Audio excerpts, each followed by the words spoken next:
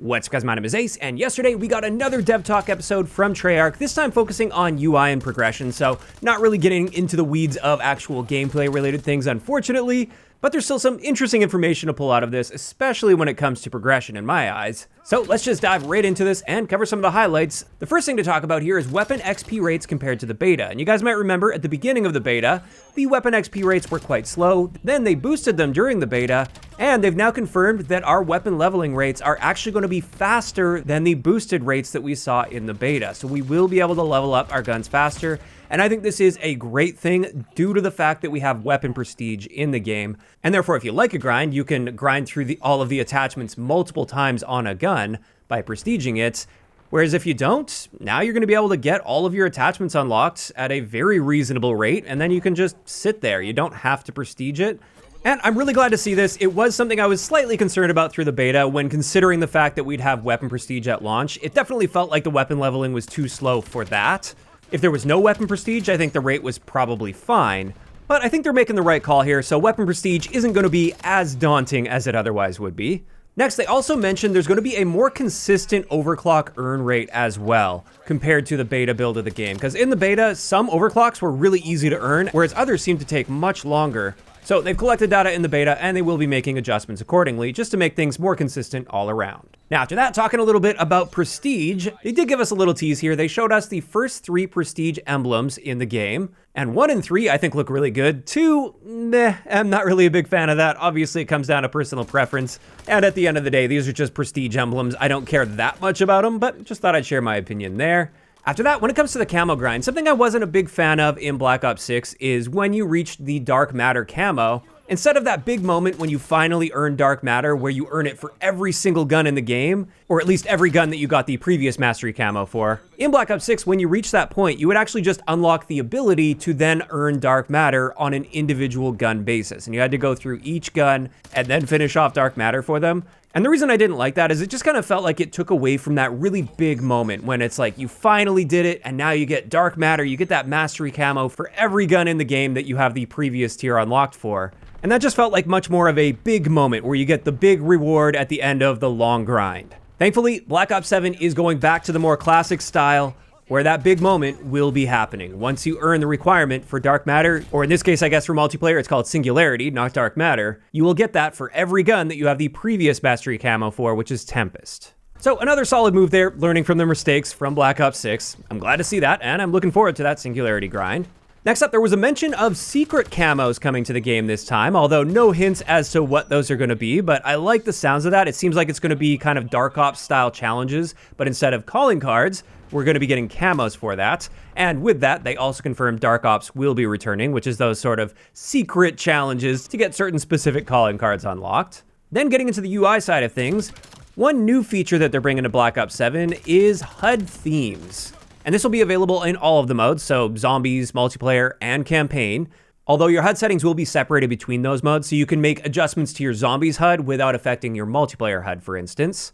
And with this, they just showed off one example of one of the HUD themes we'll have in zombies at launch. And you can see here, it's basically just that bluish purple background you can see like behind the weapon on the bottom right and behind the compass as well as a character model. That's basically what the HUD theme is. For me, I really don't care about this kind of stuff all that much, but hey, it's a nice little cherry on top for those that are into that and want to customize the look of their screen just a little bit more. Speaking of which, they also confirmed that HUD customization will be coming back, so you can select from a bunch of different presets. It'll move your minimap around or your compass or whatever it might be, and you can resize everything, turn each individual element on or off. And I think that was an excellent addition with Black Ops 6. I'm not surprised to see it carrying forward to Black Ops 7, but it's nice to see it confirmed here. Then let's talk about the challenge tracker a little bit. That will be returning at launch with Black Ops 7. And they've slightly improved it from Black Ops 6 as well. With this, we still have our different tabs for like our camos, our calling cards, and our daily challenges. However, the minor improvement they're making here is, unlike in Black Ops 6, where on the menu, you can only see one challenge at a time, and then you have to like scroll down through them. In Black Ops 7, you're gonna be able to see 3 of those challenges per tab. However, if you wanna see more, you still have to scroll down to see them. And I think in the main menu, this is fine. In the gameplay, I still think Modern Warfare 3 did this better, where you just open up your start screen and all of your track challenges display on one screen. No scrolling required, no tabbing through different options. It's just all right there. And I'm still kind of hoping that will be the case for Black Ops 7. I'm not expecting that to be the case, because I think what they showed us here is just how it will appear in the main menu. But I definitely preferred that older system where I didn't have to navigate at all just to quickly check where I'm at with those track challenges. Now, speaking of that, they also confirmed that the feature where it'll show the next camo for the gun that you're currently using automatically, that will be returning to Black Ops 7. Then they talked about the return of some classic remastered rewards that they're going to be bringing back from older Call of Duty games, and they showed off a handful of them here with these calling cards. These might look familiar from older Call of Duty games, and I really like to see this stuff as well. I know many will probably just see it as lazy, but for me, I just think it's cool. It's a cool throwback. They are just cosmetic rewards at the end of the day. My only hope is that they aren't totally like taking over like the calling card section. I'd like to see a bunch of new ones in there as well. I'm hoping these are more so just sprinkled in for a bit of nostalgia. Now, circling back to Prestige, they did confirm that we will be getting character skins as well as blueprints as Prestige rewards, just like we saw in Black Ops 6.